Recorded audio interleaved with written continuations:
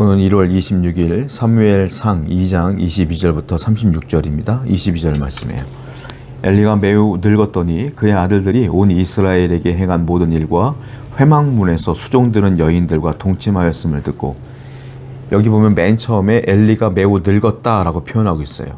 그리고 그의 아들들이 온 이스라엘에게 행한 모든 악한 일들, 특별히 회막문에서 수종드는 여인들과 동침까지 했어요. 그런데 엘리도 제사장이지만 이 엘리의 아들들도 제사장이에요. 이 제사장이요, 회막문에서 수종드는 여인들과 동침까지 했어요. 우리가 어제 살펴봤을 때는 어떤 일이 있었죠? 고기를 또 하나님께 제사드리기 전에 자기들끼리 먼저 취하고 먹었던 일도 있었고요. 정말 하나님을 무시해도 이렇게 무시할 수 있을까? 특별히 제사장이라는 사람이 이런 일들이 벌어졌다는 것이죠. 악한 일이 벌어졌다는 거예요. 그런데 이 모든 것들이 하루아침에 이렇게 한 번에 된 게 아니라 꾸준하게 이들이 죄를 짓고 있었다는 것이고, 엘리는 사람들이 하도 와서 자기 아들들의 죄를 낱낱이 고하니까 그제서야 억지로 아들들에게 이런 얘기들을 이제 훈계하는 장면들이 뒤에 나와요. 엘리는 이미 알고 있었어요, 이런 것들을. 그런데 말하지 않은 거예요. 지금까지 계속 그런 식으로 넘어갔다는 것이죠. 자, 엘리의 아들들은 어릴 때부터 아버지 엘리 제사장의 모습을 보면서 하나님이라는 존재도 알았을 것이고, 예배하는 방법도 알았을 것이고, 심지어 그들은 지금 제사장이란 말이에요. 근데 그 모든 것들을 모를 리가 없잖아요. 그런데 실패한 게 있어요, 엘리가. 뭡니까? 자녀를 양육하는 데 있어서 여호와를 경외하는 훈련을 못 시킨 거예요. 율법도 가르쳤고 예배하는 방식도 가르쳤고 다 알게 했지만 그런 것들은 마음이 없어도 배운 대로 행할 수 있잖아요. 그런데 중요한 건 여호와를 경외하는 마음은 못 심어줬어. 우리가 자녀들을 키울 때, 양육할 때 어떻게 키워야 될까요? 여호와를 경외하는 마음을 심어줘야 돼요. 다른 게 중요한 게 아니에요. 우리의 자녀들에게 그들을 정말 사랑한다면 하나님이 얼마나 소중한 분인가, 하나님이 어떤 분인가, 하나님을 경외하는 방법과 그 마음을 심어주는 훈련을 해야 된다. 성도도 마찬가지다는 거예요. 성도도 하나님을 경외하는 마음이 없어도 교회 올 수 있어요. 예배할 수 있어요. 찬양할 수 있어요. 그건 중요하지 않아요. 제일 중요한 건 뭡니까? 여러분 마음 가운데 여호와를 경외하는 마음이 있어야 돼. 그래야 죄도 무서워하고 죄도 멀리하고 하나님 말씀들에 순종할 거 아닙니까? 성도 여러분, 우리의 자녀에게 여호와를 경외하는 마음을 심어주세요. 그리고 여러분 또한 여호와를 경외하는 마음으로 살아가는 여러분 되기를 축원드립니다. 23절부터 말씀 보겠습니다. 그들에게 이르되 너희가 어찌하여 이런 일을 하느냐? 내가 너희의 악행을 이 모든 백성에게서 듣노라. 내 아들들아, 그리하지 말라. 내게 들리는 소문이 좋지 아니하니라. 너희가 여호와의 백성으로 범죄하게 하노도다.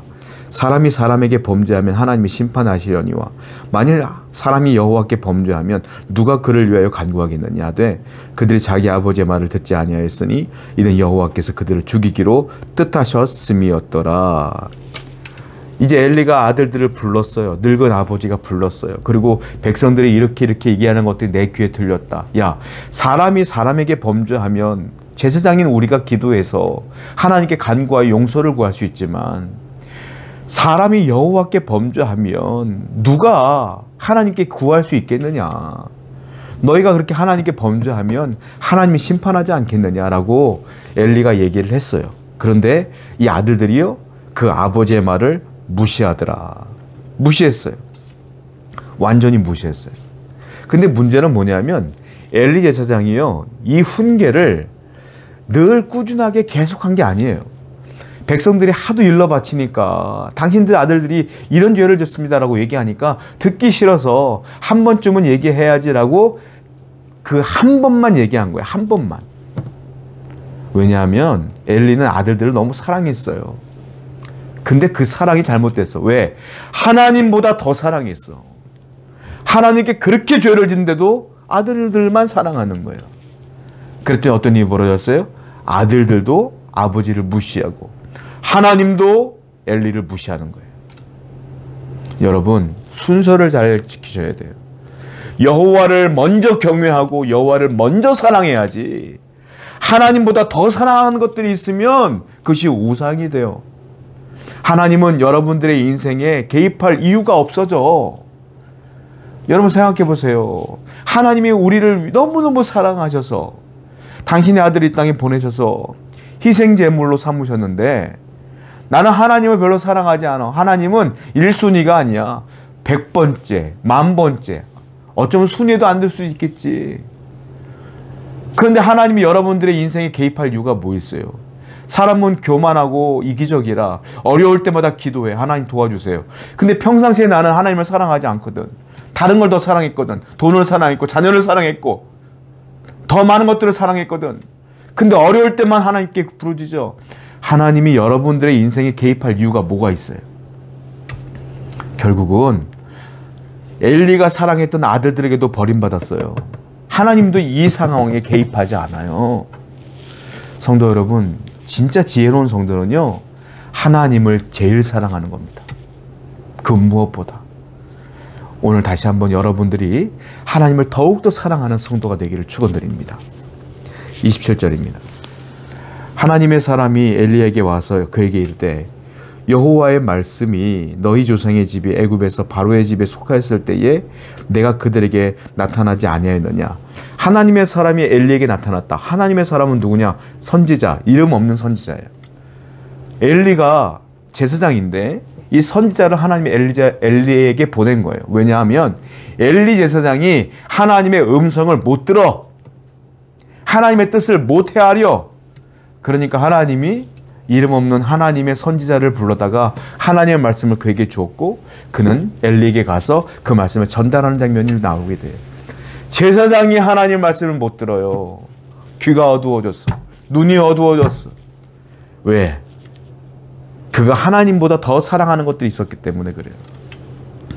비극입니다. 하나님의 제사장은 하나님의 말씀을 들어야죠. 하나님의 말씀을 못 들을 때는 하나님이 또 다른 사람을 통하여 그 말씀을 전달하는 것들을 보게 돼요. 여러분, 우리는 하나님의 말씀을 돌아가시는 날까지, 천국 가는 그날까지 들으며 살아야 될 줄 알아요. 그럼 어떻게 될까요? 멀리 있으면 들려요? 가까이 있어야 들려요. 그걸 뭐라 합니까? 교제한다. 동행한다. 어떻게 하나님과 교제할까요? 늘 말씀 묵상하는 겁니다. 늘 기도하는 겁니다. 늘 예배하는 겁니다. 늘 찬송하는 겁니다. 늘 감사하는 겁니다. 늘 복음 위에 사는 거예요. 늘 복음을 전파하는 거예요. 그래야 하나님 말씀이 들려요. 그래야 하나님 말씀대로 살아요. 성도 여러분, 우리는 끝까지 기도하며 묵상하며 예배하며 전파하며 그리고 충성봉사하며 살아가는 여러분 되기를 축원드립니다. 그래야 하나님 말씀이 들려요. 27절부터 볼게요. 하나님의 사람이 엘리에게 와서 그에게 이르되 여호와의 말씀이 너희 조상의 집이 애굽에서 바로의 집에 속하였을 때 내가 그들에게 나타나지 아니하였느냐. 이스라엘의 모든 지파 중에서 내가 그를 택하여 내 제사장으로 삼아 그가 내 제단에 올라 분향하며 내 앞에서 에봇을 입게 하지 아니하였느냐. 이스라엘 자손이 드리는 모든 화제를 내가 내 조상의 집에 주지 아니하였느냐. 너희는 어찌하여 내가 내 처소에서 명령한 내 제물과 예물을 밟으며 내 아들들을 나보다 더 중히 여겨 내 백성 이스라엘을 드리는 가장 좋은 것으로 너희를 살찌게 하느냐. 그러므로 이스라엘의 하나님 나 여호와가 말하노라. 내가 전에 내 집과 내 조상의 집이 내 앞에 영원히 행하리라 하였으나 이제 나 여호와가 말하노니 결단코 그렇게 하지 아니하리라. 나를 존중히 여기는 자를 내가 존중히 여기고 나를 멸시하는 자를 내가 경멸하리라. 하나님은 엘리와 엘리 아들들이 한 일을 다 알고 있었어요. 엘리는 하나님보다 아들들을 더 사랑했어. 하나님이 그걸 지적하는 거예요. 너 어찌하여 네 아들들 더 사랑했냐. 또 그 아들들이 행한 것들 다 기억하셨어요. 어떻게 내가 드린 재물들을 네 아들들이 먼저 먹으며 네 집안을 살찌게 했느냐. 나를 경멸하지 않았느냐. 내가 너를 세울 때, 제사장들을 세울 때에 내가 주었던 모든 것들을 기억하느냐. 내가 약속했지. 너희 집안을 내가 흥왕케 하겠다고. 근데 내가 그 약속을 거둬드리겠다. 왜냐? 이유가 있어요. 30절 마지막에 뭐라고 했어요? 나를 존중히 여기는 자를 내가 존중히 여기고 나를 멸시하는 자를 내가 경멸하리라. 너희가 나를 경멸했으니 나도 너희들을 경멸하리라. 그래서 엘리 집안은 완전히 망합니다.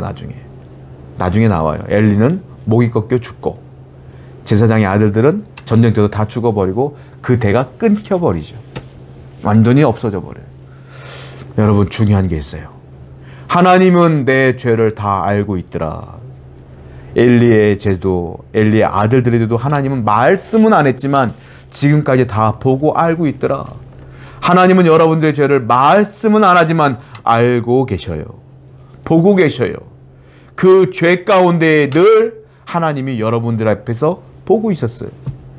또 하나, 너무 감사한 말이에요. 나를 존중히 여기면 내가 그들을 존중히 여기리라. 나를 경멸하면 나도 그들을 경멸하리라. 선택이에요.